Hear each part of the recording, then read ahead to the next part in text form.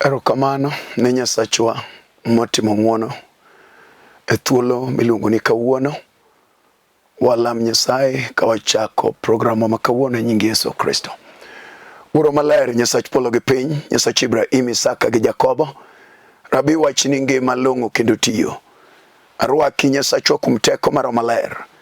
Ruoth miwa winjo modhi gi iye mondo wane nyalo gi teko mar badi. Kendo molo chutho Nyasach kwe. We wachni yud thuolo ngimawa. Make anga gi rada mag washikwa te. To molo Nyasaye badi malich mar nyalo mar nditi. Koro amalo kiwuoyo kodwa e wecheni mangima e nying Yesu Kristo akwayo. Amen. Wach mar Ruoth otimonwa ng'wono kawuono. Wayude kitabu mar Mathayo. Mathayo 15 matindo 21 nyaka 28.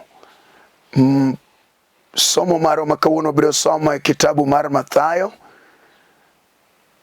Mathayo, Injili mar Mathayo 15 matindo 21 nyaka 28. Muma wacho niya: Yesu noa kanyo modhi e gwenge Turo gi Sidon, kendo dhako ma nyar Kanaan ma japinyno nokok niya, Ruoth, Wuod Daudi, ikecha. Jachien omako nyara kendo ochande marach. Ento ne ok odwoke kata wach achiel. Eka jopuonjre ne nobiro mokwaye ni riembe nikech okok bang'wa. To en nodwoko niya, no ora mana ir rombe molal mag dhod Israel. Dhakono nobiro modende kawacho niya, Ruoth, konyae. Yesu nodwoko ni, ok ber kawo kuon nyithindo kendo wito ne guogi. Dhakono nowacho niya, Ruoth, to kata guogi chamo ng'injo molwar ae mesa wegegi. Eka Yesu nodwoke niya, yaye dhako, yieni ng'ongo mondo timreni kaka idwaro. To e sano nyare nokwo. Amen. Nyasachwa gi ng'wonone omiya thuolo nyadichiel kendo mondo wadonj e chokruok maler maro mar tich ang'wen ka tich ang'wen okinyi. Kendo wach mokete chunya mondo awuoye kodi en ni yie maduong'. Yie maduong'. Yesu ne wuotho miere matindo kod madongo. To wach Nyasaye ne timo gik malich miwuoro. Kendo ne en kit Yesu tero wach kuonde ka kuonde mondo oganda duto one ler ya manyose wuothe mudho. Mumalero ni Yesu chieng' moro nodonjo e dala moro miluongo ni Sidon gi Turo. E dala no ka gikadho to noyudore dhako moro ma chi gweng'no ma nyar jo Kanaan. Samane dhako ni onenogi to Mumba lero ni noluonge ni Ruoth, Wuod Daudi. Tende ni nong'eyo Yesu maber. Kendo nosewinjo umbi Yesu ma ja Nazareth gi gik motimo gi oni madongo ma maduong' noselandore ka pinje winjo kuom Yesu Wuod Nyasaye. Wachni nomiyo ochako go koko bang' Yesu ni Yesu Wuod Daudi kecha. Nyara tuo, en gi jachien marach magoye piny, kendo time marach ma an aonge kwe kaka an min gi. To wachno ne Yesu oling'ie thi ma ok owuo. To eka jopuonjre ne orunge ni japuonj kwere ne ogo koko bang'wa ma ok ber. To Yesu nodwoko jopuonjre ni nuwinjo ne ok abiro ne oganda mamoko ma ok jo Yahudi. To mano kaka jadwaro, jal man gi chandruok, jal man gi rem, jal man gi pek, ne ok oweyo law bang' Yesu, ne ok oweyo ramo kuom Yesu, ne ok oweyo timo kinda koniano mondo Yesu otimne kech. Mane momiyo athoro ga wacho ni chandruok mar ng'ato bedo jayalo maber maloyo jayalo mayaloni.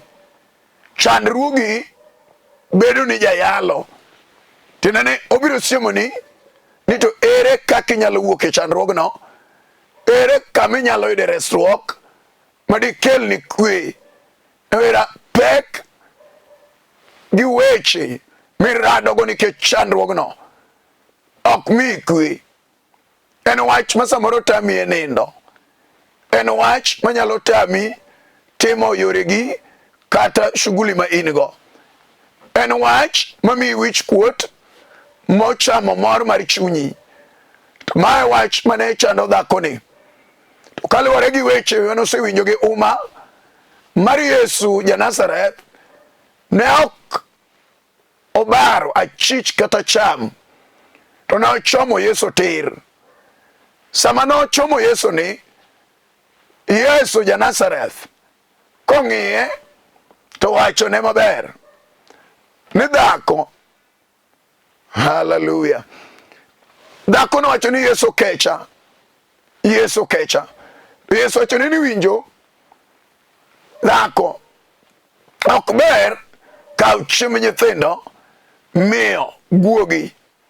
To dhako no kaka nigi yie moidho monyonore, yie maduong', okone ni winjo adier kata mana guogi bende chamo ng'injo molwar wuok ewi mesa ruodhegi.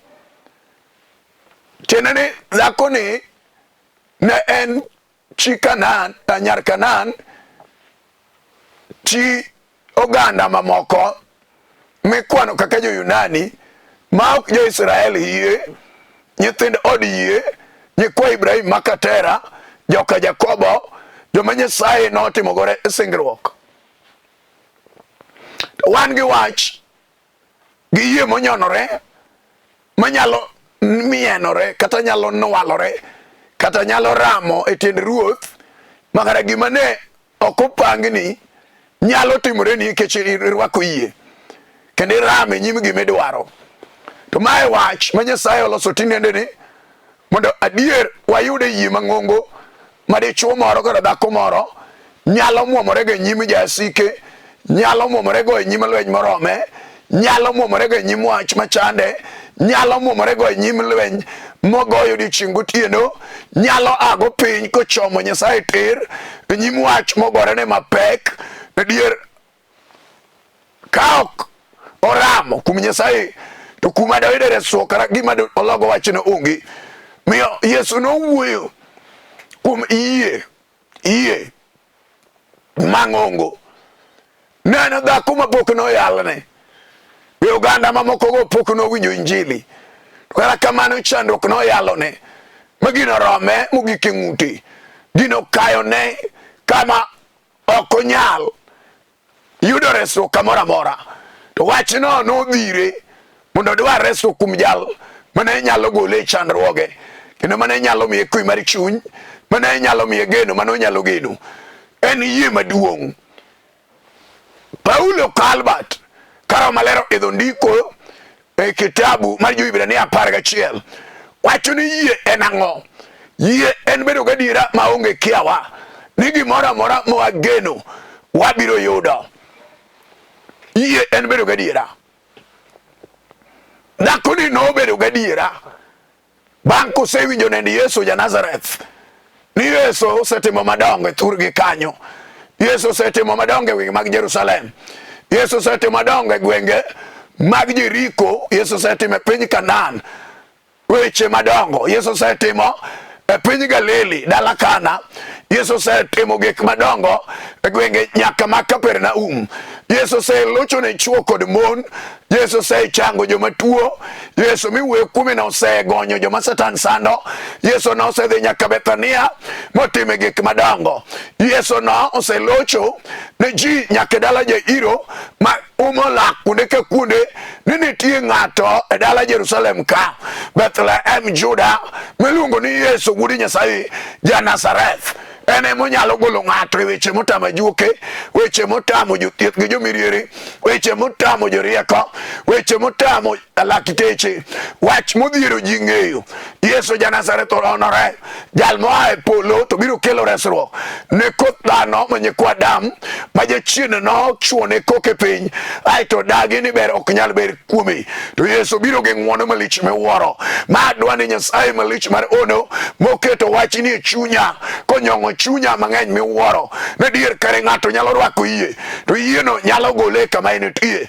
Yieno nyalo miyo bed gadiera ni wach manade mapek, wach manade mochung' e nyime, wach manade magore kode, wach manade modhiere ng'eyo, wach manade motame kwe, wach manade magore gi ngimane, wach manade momiyo ji oringe odong' kende, wach manade momaye chia kata ber mar ringre, wach manade momaye nyaka sifa e dier ji, wach manade momaye nyaka gweth mar lwete. Tinende nitie dwoko ka ng'at moyie mawinjo wach Nyasaye mangima ma en much Jehova yie, wach Nyasaye marwako yie mondiki kuome yie akum winjo. To gima ng'ato winjo en wach Nyasaye mano ndike kitabu mar Jo-Rumi 10:17 ni yie akum winjo. To gima ng'ato winjo en wach Nyasaye. Warwak wach Nyasaye chunyi to kiloso yie maber to ok odewre ni wach manade ma jasigo chomigo ter, kata lweny manade mochomo ngimani magore kodi, kata bed wach mosedak mosebudho moniang', kata bed wach mawang'e kwar moramo mathiano, kata bed wach mogurore machalo iunyang' mochuoe nam aeto oseywayo gimoro dhigo, aeto bed wach ma jodongo nonyagore go aeto tamo wang'gi gi dhuro gine gimanyo resruok ne ok giyudo, aeto gino go kuom nyithindgi gi nondgi, to go kuom rembgi gi rangach, aeto gino tamo ji amalo. En wach mamiyo miere ywago dayo ne wera gino, chamo jiga ka higa, muonyo dala chamo tieko. To wach mawuoye mar yie nyalo golo ng'ato e jela, kod kol manade mar Satan nyalo golo ng'ato e twech ma wasigo ridego nje kendo niang' nego ok dwa nowene kwe. Hallelujah. Duonge pako dogne Yesu, jal manyalo timo ne ng'ato ng'wono, jal manyalo miyo ng'ato geno, jal manyalo kelo ne ng'ato kwe, jal manyalo loso ne ng'ato yo kama yo no osebedo maonge, jal manyalo golo ng'ato anete kama ng'ato no kwame, jal manyalo golo ng'ato e ywago dayo ka geno ne olal, jal ne mabiro wuoyo kuome ka ng'ato loso yie, jal mawinjo ka yie odonjo e chunye kuna dier ok aromo mondo Ezra dhi e nyim Nyasaye, ok aromo mondo an ba ayude wachni. To kaka Nyasaye ng'eny gi ng'wono, awinjo ka yie edha kuome Nyasaye mane ochwe polo gi piny, Nyasaye mane ochwe gode ga ore gi nembe, Nyasaye mane otimo oni madongo e nyim joma no yie kuome, Nyasaye marito singruoge mar wachne, Nyasaye moluoro wechene mangima kuom wach malero ni kende kibed na diera ma odiochiengi mar neno ono gi ranyisi mar Jehova Nyasaye makla, inyalo loso yie gi sani, chom Nyasaye mabiro wuoyo kuome, Nyasaye mapok nolo mabade tek, Nyasaye mamiyo luche dhodho, ene momiyo rong'onde amalo, ene momiyo pudhe chung, ene momiyo jonekene mawigi owilore bachgi duogo tamam, ene momiyo joma chuchiende niang' negi moloko wige motimo gi joneko, kata timo gi joma jugi uro mako, mararan mar neko, mar chien, mar gala, mar mima, mar ura, wach milero gi teko Nyasaye. Ka ng'ato loso ne yie, ng'ato nyalo neno gima lich ma Nyasaye timo.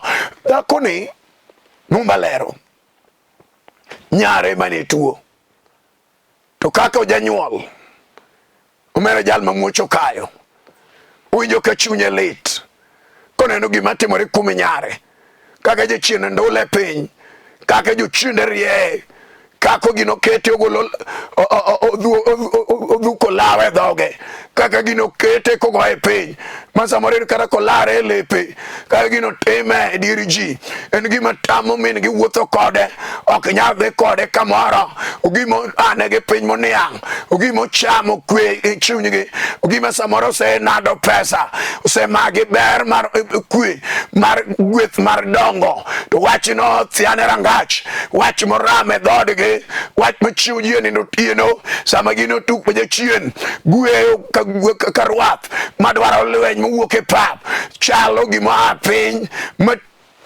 chamogi ma ok barnegi ok kumigi kwe, to mae momiyo yalo wach Nyasaye ni ng'ato nyalo loso ne yie kaka dhako ni noloso yie e nyim jalweny mar kedo mar layo. Yesu amina jateko, jal minyalo kaw gik moko kuome mana kum yie kende, jal minyalo kaw ono kuome mana kum yie kende, jal minyalo kaw chang kuome mana kum yie kende, jal minyalo kaw waro kuome mana ka ng'ato yie kende, jal minyalo kaw gony kuome ng'amo twi nyalo kaw gony mana kum yie kende. Dhako ni oloso yie to tunye ma iye mondo ne Nyasaye manyalo rese loch mar Satan, mar jasigu, mar twich, mar mudho, mar chien, magalagala ma yiware, machalo jwala ma ok nyalo weyo, nyare manyonyuolo kaber, manyoko ni nyara ni ema kiny no konya, machiel kum kotogucha makiny an bende nayudo mor kuome, kaka nyithindo gin gweth ma Nyasaye miyo ng'ato, ma ng'ato nyalo loyo go mbesene, kata nyalo lawo go jomoyome, kata ng'ato nyalo neno go ber. Nyithindo gin aserini ma ng'ato nyalo logo wasigi, to eka jalaw ji jang ji wa malo ne nyathi manyako makore ka a maraga mapod tin, aito Jachien maken ji ole kode kama chwade piny pile ka pile, nyude mbele min kata wuon mbele nyithigi jo odgi, neno kaka gino time. Wach no lit ne dhako no, miyo no wuok oko, kuna dwa manyo resruok manyalo gola wachni kum ai maber ka no pange girado gi Yesu wuoth kama Yesu ja Nazareth ne ng'ado Turo gi Sidon, en be odhi kama chielo odhi oyalo wach mangima. Polo se kelo ono e piny Turo gi Sidon, to eka dhako ma yie idho, dhako ma thuon ma jachir, dhako ma chandruok oromo wiye, dhako ma samoro mor onge ne, kata ochiemo ok owinj ndhadhu, kata orwako law ok owinj ka law rome, kata wuotho onge mor, en ndara to kwano lwete, chwado lwete wecho chame, piny oromo, wach mag piny gi lwenje magoye oromo chunye gi ngimane, to miyo dhako no orwako chir. Kuni kawuono apa olwar aneno Yesu nyakwar Daudi, Yesu thuon jaloyo, Yesu jateko nyalo mar kono, be aneno kakale dalawa kawuono wabiro yware gi wach matima ni tir mondo ane ka Yesu be nyalo timo duong' odogna mina. Hallelujah, rikatala bosaya, nyalo ge teko ge loch ni kum Yesu mina ono loch, jal manyalo ane ng'ato piny, jal manyalo timo ne ng'ato ono, jal manyalo lo ne ng'ato lweny, jal manyalo kalo gi ng'ato ngera, jal manyalo duoko ne ng'ato gige ma jochiende nyopeyo mae, jal manyalo ywe pi wang'a ma ywak, jal manyalo chodha ng'ato, kata jochiende osechame onindo piny, kata gino selal kuome. Ang'o matimi mineno kama ikwe? Ang'o moniang' ni mineno kochamo rangai? Ang'o mineno komako gigi? Kawuono dongre lose yie, pimo yie jowadwa gi yedhi mag nam. Wan gi yie mathindo thindo makwang' mana yie jwenge, okwang' mana gi dho nam, dho wath, en ok odhi mabor, ichwoye gi luth kama a. To eka wan gi yie machielo miluongo yie mikwang'o kod ngai, ene nyalo riwne chuo riwone, jomoko bato chicha cham to gichomo nam tir ka gikwang'. To eka wan gi yie miriembo gi tanga, mar tanga no be nitie yamo nyalo tere, en bere yamo nyalo riembe. To eka wan gi yie machielo mar andururu, yie mong'ado chunye kabisa, en yie mating'o mwandu madabal, en yie ma ok oluoro apaka gi yamo, en yie manyalo muomo kadhi, en yie ma ok odewo nyang' gi rawe nam, en yie man gi injin, man gi moe iye maringo kabaro piyo kaw thuolo manok, to loka machielo muomo loka machielo. Dhako chano orwako yie machalo yandororo yie nam, man gi moe iye mamuomo, yie injin ma ok dew na paka gi yamo chalo nade, gimoting'o koseting'o moramo gono dhigo loka, to biro dhigo loka ma ok odewre. Nang'o matimore? kawuono ni none go wach Nyasaye yude dhako moro ma gimoro romo acha na dwana loso yie nyim Nyasaye kaka Nyasaye en tie kaka Nyasaye ngima kaka loch ni nyalo gi teko Nyasaye uting'e lwete ne ng'amo yie ne ng'amo ramo to Nyasaye de timne jalo no machunye neno ne ha mai gima tima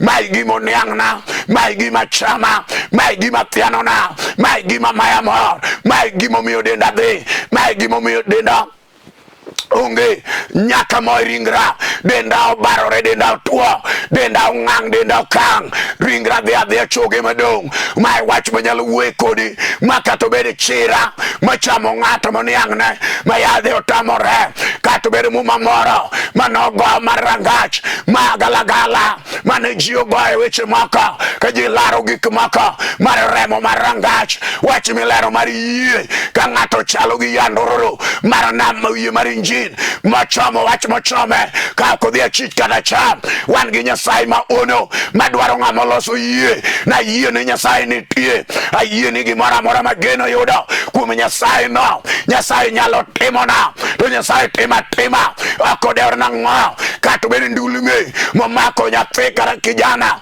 go piny ndalo ka ndalo kaduyo por gino lime go piny chunje magalagala mag ndulme momako remo to mako leche ge paro wach mawuoye nigi teko wach ni nigi loch nigi nyalo wach injili mar ono injili teko nyalo Jehova injili gogo manuela injili loch mar Kalvari injili gony mayao gima nade mosetwe molor wach malero nigi duoko ne ng'ama chunyo yawre ma wacho ne ha tinende ne kawuono kato bende ndulme mosegoya piny awinjo ka yie oseidha haleluya kato bende mana dhako malor mosedwaro nyathi higa ka higa ndalo ka ndalo oseywago nyathi e nyim Ruoth osewuotho ne nyalo ramo kata bende isewuotho nyalo dok ir Nyasaye kum yie moseyidhi ne wach miwinjo tinende ne kaka dhako cha Yesu konena adiera ma dhako man gi yie maduong' ma dhako mathuon manade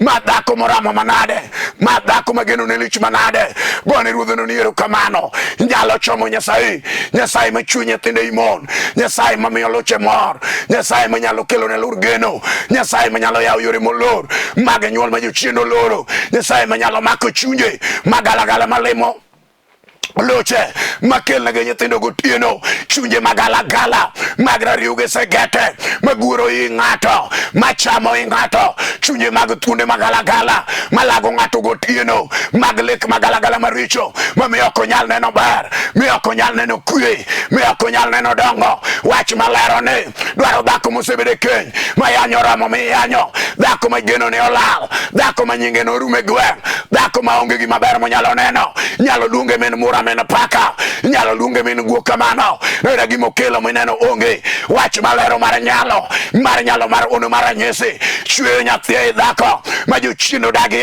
kothe ne ok onyal neno nyathi wach ne nigi loch gi duoko ere wach minjo kochomi ere wach minjo koniang'ni de loso yie tineneni ine Nyasaye mar mbaka amina jateko Ruodh ler chiro lotho komanda mar lweny ere wach ma in go kato bedi tuo mar stroke manyo goyo ng'ato ai to keto ringre othal bathe Jachien onego ma ok onyal yudo teko wan gi Nyasaye mano walo Yesu wuode makayo wan gi Nyasaye mano miyo long'onde gi pudhe chung' abalo wan gi Nyasaye manyalo miyo gimosetwo yudo ngima kendo wan gi Nyasaye manyalo miyo nyaka chogo motwo i ng'ato yudo ngima kendo wan gi Nyasaye manyalo yawo ne ng'ato yo wan gi Nyasaye maka ng'ato loso yie machalo sitima